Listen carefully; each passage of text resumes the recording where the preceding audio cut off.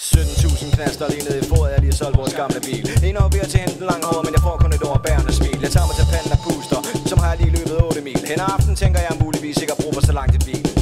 Så jeg løber rundt om mig selv for at gøre mig selv til nytte. Jeg er som en violvinder, jeg har snart ryddet hele hytten.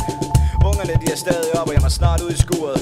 Klokken den er over langt over 2, inden jeg ligger og søger på min skulder. 6 timer senere sidder jeg med skygger på ude i min skuder og kæmper for at opnå det jeg har lovet at jeg skulle. Skulle nok heller have sat barn lidt lavere. Helt sygt så meget jeg føler at laver statistikker over hvordan mine børn de staver, hvad de får deres maver. Det er ren konklave, når Dr. Orakel her begaver. De er prinser og prinsesser og løber rundt som selvudnævnte slaver. Langt det meste jeg brokker mig over noget jeg selv har valgt for livet af en have, hvor man kan skrabe, hvor man kan save, hvor man kan plukke, hvor man kan knæve.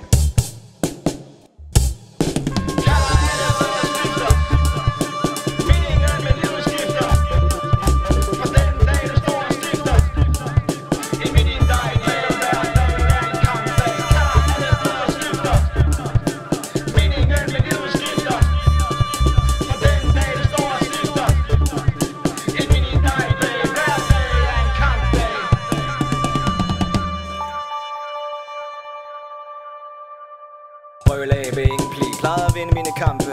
Nu er det bare rolig, ikke råbe, ikke trampe. I venstre værelseshjørne, faderen er dette hjem. I modsatte hjørne, modstanderen er kun 5. Går i ring med løftede øjenbryn og opspilede øjne. Kommer ikke til at give mig, om det så skal tage et døgn. Jeg har en psykoanalytisk tilgang til situationen med mit lille skud. Så længe der er overskud, men han tager mig ud. Drop din attitude halvvejs ned gennem Nørrebro. Knæk den hen over skulderen, for han nægter at snøre sko. Folk ved de ikke bør klo, men hvad fanden skal jeg gøre på? Slukker for apparaterne, for han hyler som et S-tog.